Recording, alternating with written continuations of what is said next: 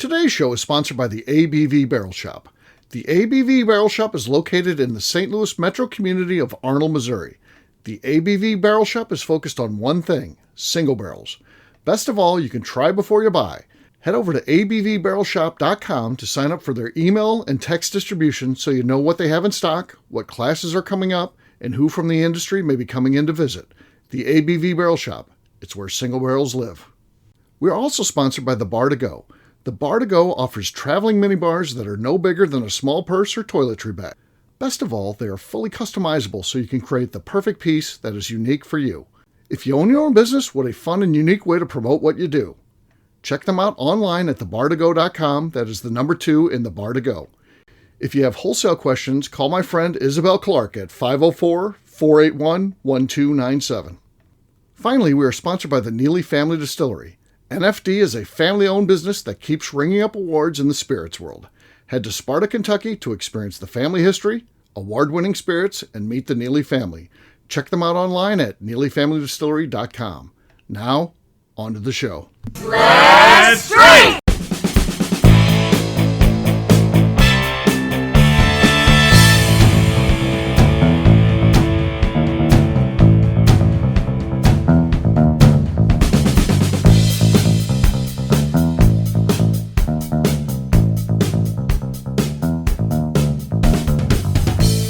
Welcome to the Bourbon Daily, the podcast about everything bourbon delivered to you every day of the week. Today on the show, we talk about the ultra-rare offerings from Last Drop ending up at Costco, of all places. Crazy. Steve's most hated place. It's a cult. My name is Miss Becca Sue. Please join me in welcoming my co-host, Steve Akeley, as well as our special guests, Justine Mays, Katie Joyce, and Matt Welge. Hey, gang, what's up? Howdy. Hello. Hey, so yeah, we're going to be talking today about the Last Drop. We'll get into, just to kind of give you some background, I don't know that most people know what Last Drop is. We'll talk about that, give you some frame of reference, and we'll talk about this latest drop that they've done and ended up in Costco and what we think of that. We'll get to that after the break. For right now, though, Matt said there's something he wanted to talk about. What is that, Matt? Yeah, we've all got favorite animals, or call back to the Yellowstone, the most dangerous animals. Mm-hmm. What's the coolest animal? What's your coolest animal? Okay.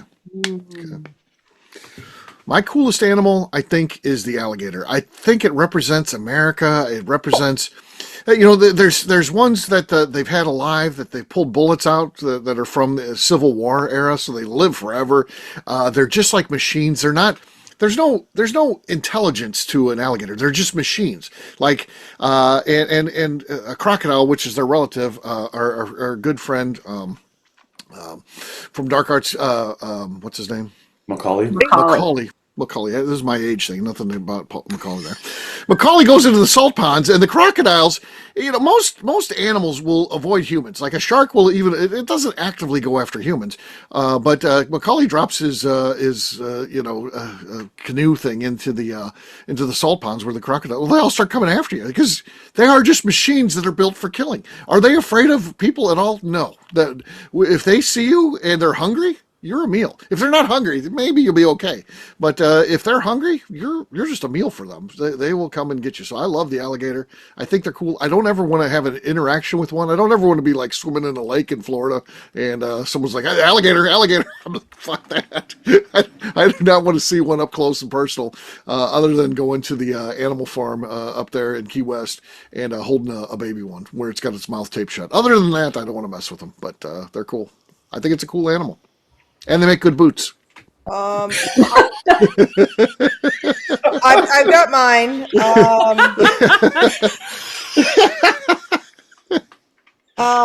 So I always love opossums. People always love to hate on them because they're scary or mean. I agree. They're cool animals. They look like they carry a lot of diseases. They do look like shit. But they don't. Right. And that's what I appreciate about them. And this will be my little TED talk about opossums. So the North American opossum are, for one, they eat all the ticks in your yard. Yeah. And ticks are a real problem these days. And we need those possums. Because guess what? I don't want a Lone Star tick not No. letting me fucking like getting alpha gal or whatever, all that shit. All of a sudden I can't eat meat. Like, what are you talking about? I want every possum that I can possibly find in my Feels yard. like we should be breeding possums and then We just should release be them in the wild. We having need more more- possums. Yeah, and also people who like swerve to hit them, like I fucking don't even get me started on those fucking pieces of shit. Right. But like possums, they eat thousands of ticks every Right. year, and the reason the way they do it is they're so low to the ground that the ticks attach themselves to their bodies, and possums are actually very clean, and they have their little Even though they look disheveled. yeah. And I think that's one of the worst things for the possum. They look disheveled. They look like me every morning in New Orleans. Is what they look like. Just disheveled. They don't know what's happening. They're like, "What the fuck's that going on?" Their eyes get that devil too. If it catches the light, it gets a devilish It's a look. little bit scary, but they have their little opposable thumbs, and they're so clean that they clean off all the ticks from their body and they eat Just them. eat them. And so possums eat everything. So they also clean up the trash in your yard. There's dead animals in your yard, a dead bird in your yard. They're going to eat anything that's in your yard. So they're cleaning things. They're very clean animals. And then on top of that, since they clean everything, they eat everything, if they find snakes, they just eat snakes. Just eat the snake. And the positive in that is they're actually immune to most snake venom because of the fact that their blood or their body temperature is low enough that they like are immune to that. They're also immune to most diseases because of the blood temperature in their body, so they don't get diseases. They're immune to venom, which is the craziest thing. So like they'll just be trotting along, being themselves, and be like, "Oh, something to eat, a little noodle to eat," and they'll just eat the snakes in your yard. So they're eating snakes, they're eating trash, they're eating ticks. They're not going to attack you because they don't want to attack you. They just don't want you to touch them, although you pretty much could touch them, and they're just going to go. And so they're actually such a fantastic little animal that everyone just like hates for absolutely no reason. And you should want every single possum in your yard that you can have because they are one of the best and coolest animals that exist on the planet. Right. And they do not live very long because people run them over so often and kill them and shoot them. And you should not do that. You should accept every single one you can find. And what people love is his cousin. I don't know how closely they related are, but the raccoon. They love raccoons. And raccoons are the worst. The worst animal. They're terrible. They're filled with diseases. Worse. The terrible animal. They're literally feral. A raccoon will attack you. They're full of rabies. All the time, they'll attack you. They'll kill your cats. They run open your after trash you. cans. They destroy. They how to open your trash cans. They rip into your house. If they can get into your roof, they're going to destroy your roof. Raccoons, as cute as they are the worst fucking little animal ever to exist. Yeah. Besides woodchucks or groundhogs, whichever one you want to call them. Horrible animals, raccoons are. Horrible. Right. Absolutely. They do not do any good. They're only bad. They're only mischievous. They're the worst. Except I feed the possums outside my window every single day, and I will do that for the rest of my fucking life. I will be throwing food out my window every single night to keep the opossums in my yard as much as humanly possible because that's who I want in my yard. And know what? They're out there every single night. I haven't seen any raccoons in a while, although I know they're out there. I did pick one up not that long ago. And guess what? The raccoon I picked up was very mean. I guarantee you if I picked up a possum, it would not try and kill me. There you go. There you go. The raccoon did try to kill me. There's a park in St. Louis. There's a feral raccoons, but they've realized if they sit up on their back legs and rub their little hands together, people will throw them Cheetos and shit. So there's like a pack of raccoons that eats nothing but Cheetos all day long. And they act nice. They act right. They're gonna be I'm just a little raccoon. They're so cute looking, standing on their back legs, rubbing their little hands together. You don't give them that food, they're gonna fucking attack you. Right. They're gonna give you rabies, and then you have to get like 8 rounds of shots in your stomach, shot into you. And also, they have to chop the raccoon's fucking head off if you get bit to find out if they had rabies or not. Yeah. Wow. Don't want to fuck with that. I think I'll just stick with my opossums. Thank you very much. I'll stick with the little creepy little fuckers who are running around outside the little rat tail. Thank you. Okay. Justine, how about you? Favorite animal? I don't know if I can follow that. Sorry, I know way too much about. What is it?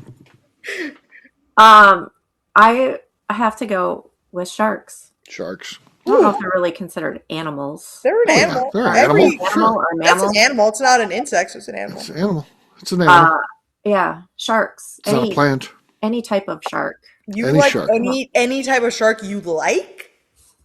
I like all of them, but my favorite is probably the great white. Sure. The more dangerous, the better. So that's the. Followed by the Look whale at- shark, and coming in third is hammerhead. Hammerheads. Okay, hold on. Whale sharks are good. How can you go They're- from Whale sharks are nice. How can you go scary, nice, scary? Right.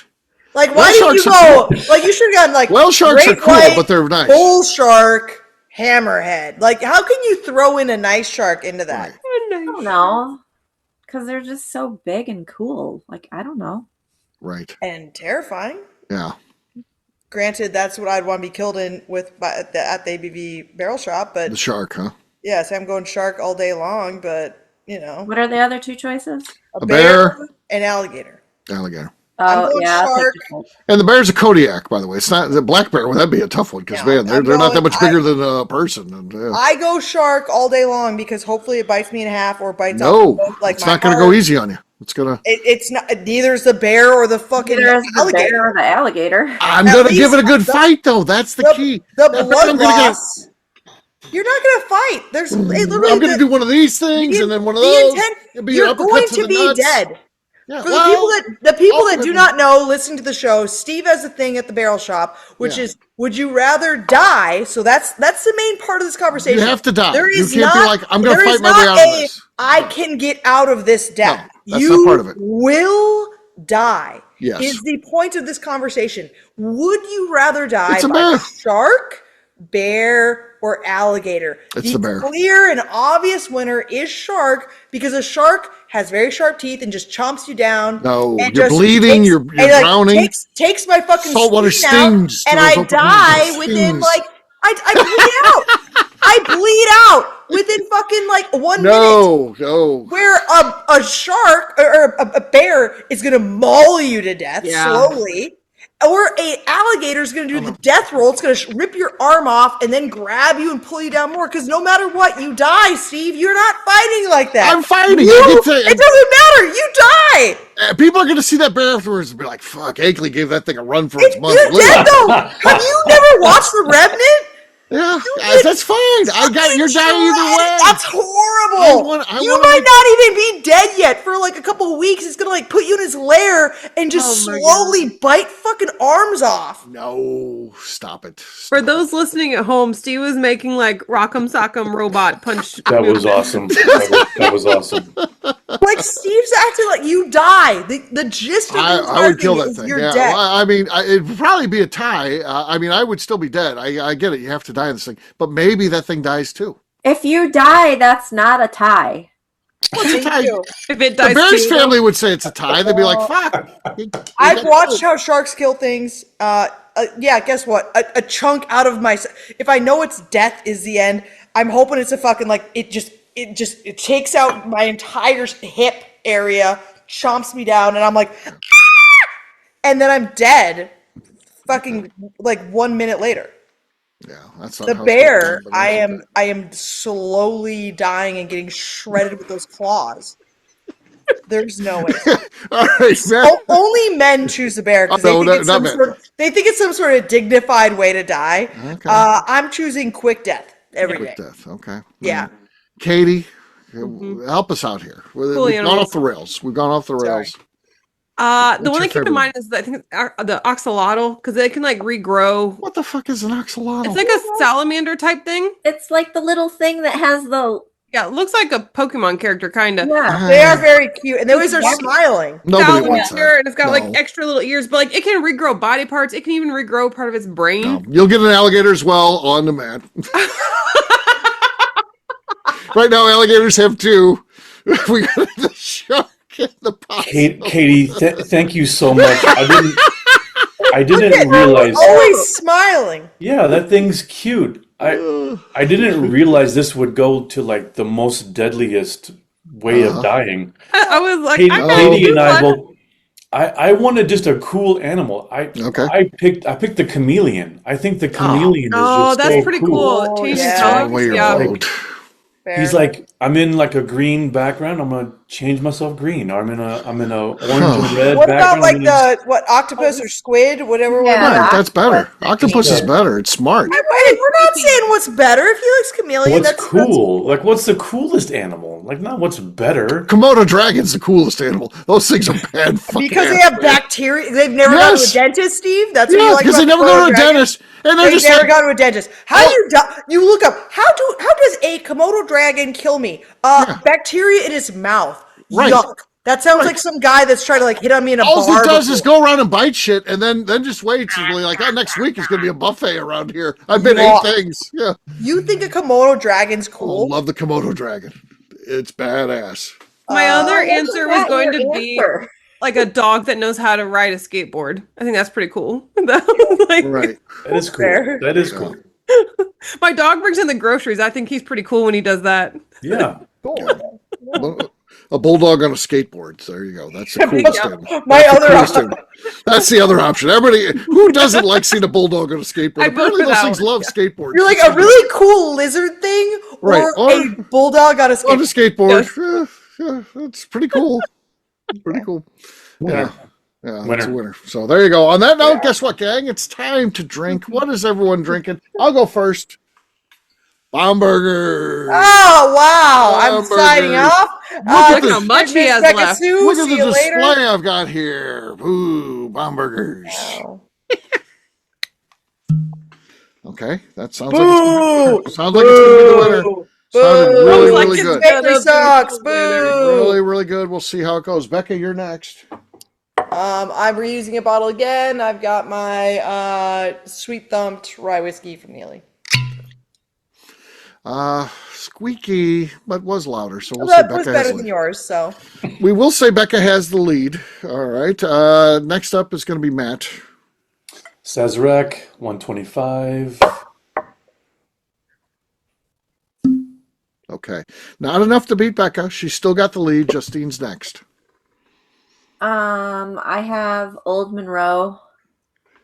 This is their single barrel finished in Amberana and Norton. Norton. Norton. Okay. We have a new leader. Justine has stepped up. Katie, you're last but not least. You got to beat Justine. Okay.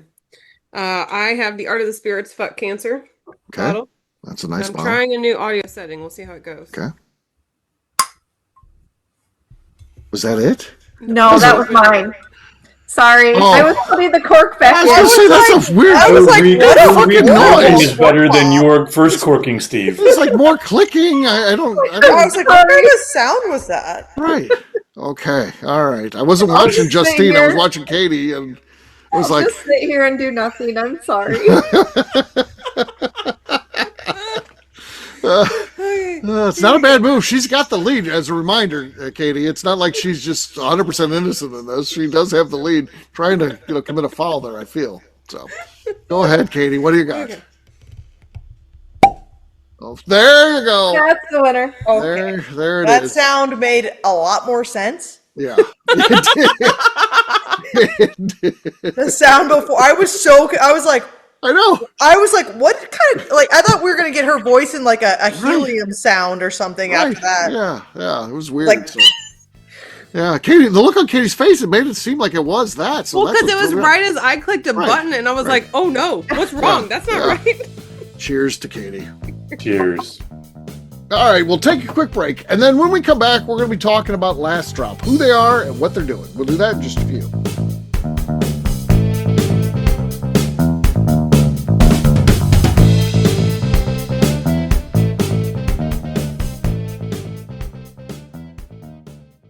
Okay, let's talk about the people that make these shows happen. First up is the Stave and Thief Society.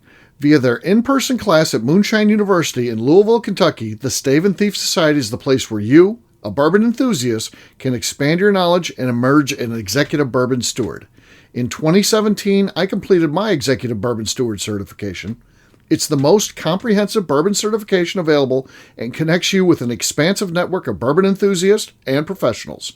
Check out the full listing of in-person and online certifications and join the society today by enrolling at staveandthief.com. Speaking of Executive Bourbon Steward certification, the ABV Barrel Shop in St. Louis, Missouri has developed a unique partnership with the Stave and Thief Society to offer a preparatory class to assist you in getting your Executive Bourbon Steward certification. This prep class costs only $25 and is available to take live or online via Zoom. Graduates of our class receive a coupon code good for 15% off your Executive Bourbon Steward certification held in Louisville, Kentucky. This saves you almost $90. Additionally, you can collaborate with fellow attendees to split travel costs when you go to Louisville. If you're interested in signing up for the class, simply head over to abvbarrelshop.com and check out the classes and events page. Last but not least, we are sponsored by Neely Family Distillery. Royce Neely is the 11th generation distiller in one of America's oldest distilling families. A visit to Neely Family Distillery takes you through family history, where you can see all the artifacts and newspaper clippings through the years from this family that started distilling in America after James Neely arrived from Northern Ireland in 1740. Today, Royce Neely and his team are crafting some of the best spirits in America. Their bourbon and absinthe offerings keep winning top honors in spirits competitions. Recently, their absinthe made history as the first platinum winner in the absinthe category at the San Francisco Spirits Competition. Neely Family Distillery is definitely a bucket list destination if you are a bourbon fan.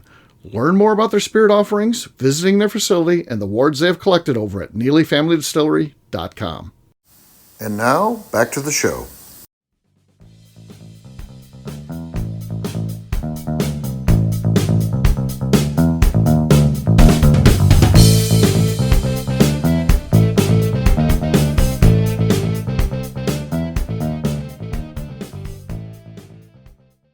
My teeth doesn't like ice cream. This is McNew, and you're listening to the Bourbon Daily.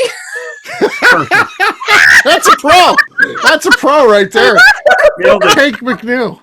Welcome back to the Bourbon Daily. Today we're talking about Last Drop at the cult Costco. Yes, we are. So Last Drop, just to get everybody up to speed on what they are, these are retired whiskey industry executives who got together and wanted to start a brand that was really well-aged whiskey. So the idea of they want to release some well-aged whiskey. They're laying down some stuff at Buffalo Trace that's going to be in barrels 50 years, but you don't want to just wait 50 years to be like, here's our first release. Those guys may or may not even be there. I mean, they're already retired executives to begin with, so they're committed to this idea of really well-aged whiskey, and they seek out things that are older, and this is apparently their 37th release. Again, they work exclusively with Buffalo Trace. This is not uncommon for Buffalo Trace. We know that their Blanton's is not the product that they own, and several other brands as well. We know they do the same thing with Pappy Van Winkle. So this is commonplace. This is a standard operating business procedure for Buffalo Trace. So Last Drop's kind of part of that. So it's exclusively through them. The release is done by Buffalo Trace, just like Pappy Van Winkle is. It'll go through their same distributors, just like that. So this is the Last Drop 37. So quietly behind the scenes, they're releasing this stuff. It's high end. It's always high end. This time it was a 27-year-old Buffalo Trace product, so barrels.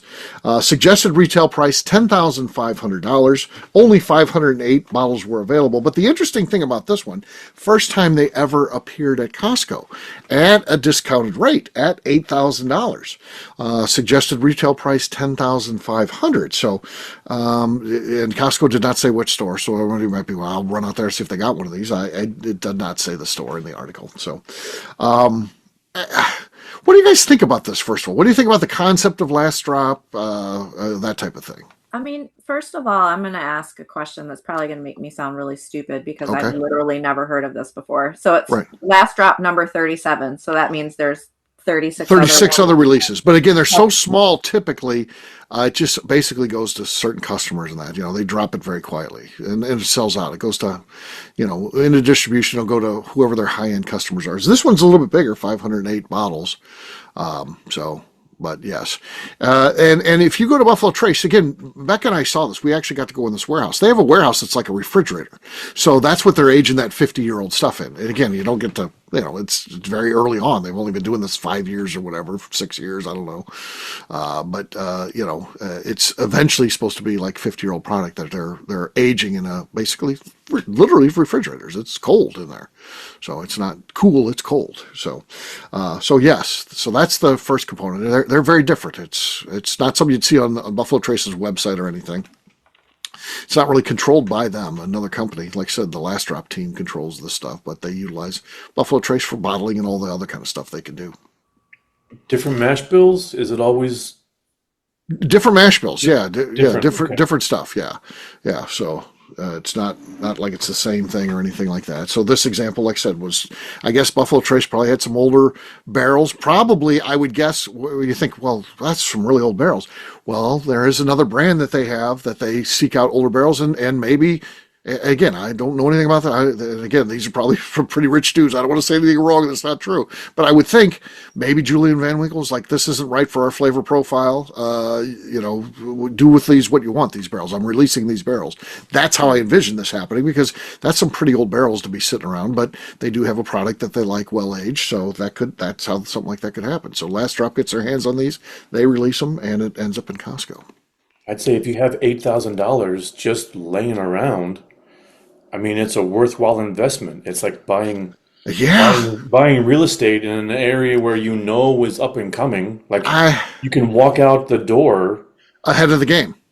You just earned $2,500. I think, I don't know that any of us that shop at Costco, but if you did and this happened to be there, it feels like that'd be a must grab. I think you should probably buy it if you can. Right, and then because you also can always sell the it. fact that it's so limited, like people seek out the Last Drop. You were not going to have any problem selling it. Yeah, if that's your what you deal want to to do. sell it, like resale, is going to be up there, and I'm not pro resale Right. stuff, anyways. But like, if you see one there and you have the means to do that, like, and you also have the means to know how to resell it, maybe you probably should, because you're going to at least make $2,000 on it. At least. I say if you're just trying to if you're just trying to like do You want to give somebody a deal, sell because for MSRP. there is a secondary for every Last Drop release. So I would guess, again, I don't do the secondary, You know but what the secondary is I would showing think on it'd be for a $10,500 suggested MSRP. I'm thinking we're starting talks is 15 grand and up. there? Yeah, at least. So if you're able to buy it for Limited 8,000, bottles. Do you say 500? Is that what it was? 500 something bottles? 508, yeah. Yeah, I mean, yeah. Emma's like, Here's an interesting one for Katie, because Katie famously says she'd never sell a bottle. I know. So what would you, if you saw this, what do you do? Because I don't think you also drink $8,000 bottles. So I would assume you're just a hard pass, Katie, because you're not willing to sell anything. I know. This, to me, I think for most regular bourbon drinkers, if you have the money to drop the $8 grand and put into it, you would then want to sell it to someone who has the money to throw away on this type of stuff. Right. Because I technically could buy it. But I mean, I dropped $1,500 on a battering ram just because. Well, I think we all would buy those if we saw one for $1,500. And so, but the problem is that $8,000 is far above where I value That's any a lot. bottle of Yeah. whiskey. That's too much money into me in value. It's far above what I value any whiskey. I don't care how good or special it is. So the middle ground that I came up with of maybe I would do is buy it and then sell it to someone at my cost. Stipulation, you get to try it? With the stipulation that they have to open it and I get to try it. Okay. So finding someone That's a else fair who thing. does have enough income that $8,000 on a bottle of whiskey. Why? And you're a judge. We're gonna do this legal. So you walk in your local Costco, you buy it for $8,000.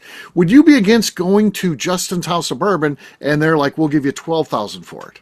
So you make $4,000, completely legal. There's nothing illegal about that at all. Right. That's a completely legal sale, and that goes in your Millionaire's Weekend fund. There's $4 grand where you don't even have to think about it. $4,000. $4,000. Put your $8,000 back in the bank that you spent for it. Pay yourself back. Put the $4,000 in Millionaire's Weekend. Shit, I might have to go against my morals here and actually I love do it. We gotta wait. Everyone has their price, Steve. Her Everyone has lofty their price. ideals are out the window. I think we found that my price is $4,000 to flip a bottle.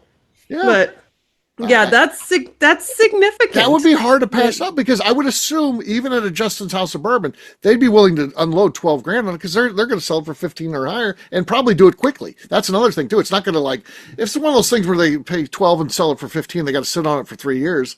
Right. Their money was Think about held up. if they pieced it out for pours. Yeah, they could do that too. Yeah. You piece it out for pours. There's 26 ounces Yeah. in one of those, and how much would you even sell that for per ounce?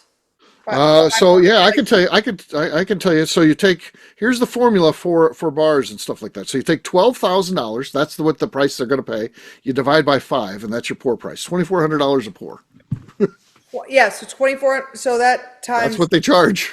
So See, okay, they're gonna make, or not make, but they're gonna get $62,400 off of that. Yeah.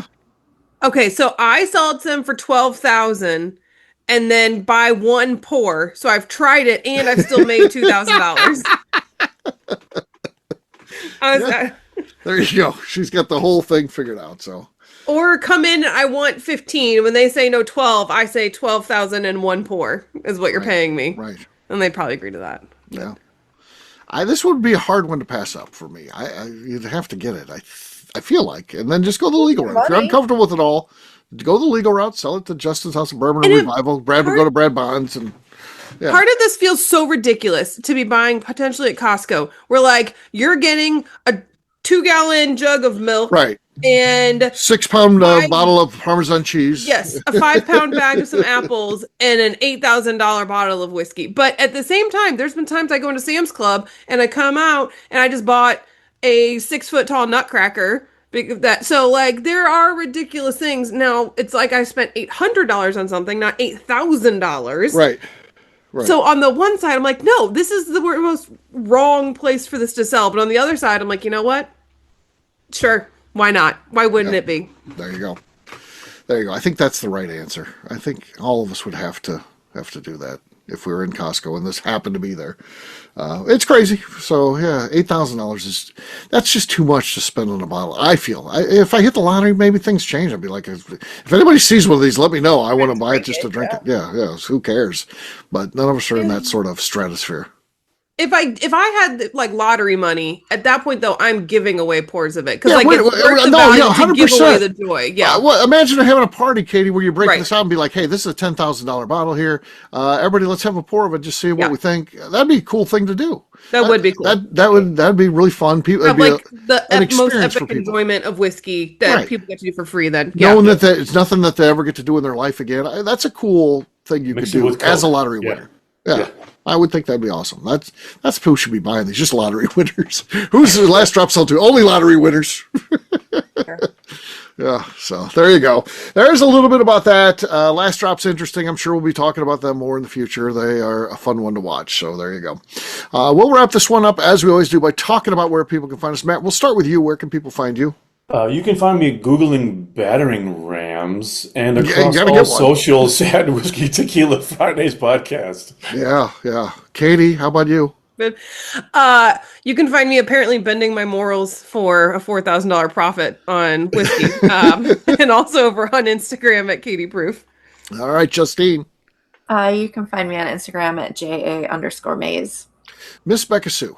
Find me on Twitter and on Instagram at Miss Becca Sue, 1K, no C's. All right, for me, I'm an easy guy to find at Steve Akeley across all social media. Check out abvnetwork.com where we put our content, and check out abvbarrelshop.com where it's about the place that I have in St. Louis. Love for you to come by if you get the chance, by the way. Miss Becca Sue, anything else to say before we get out of here?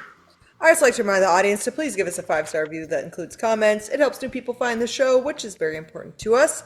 If you like what we're doing, we ask you to please visit our Patreon page at patreon.com/the ABV Network. Great job today, gang. For audience, we'll have a brand new show for you tomorrow. Looking forward to that. Until then, take care, everybody. See ya. Bye. Cheers. Bye-bye. Bye. Peace.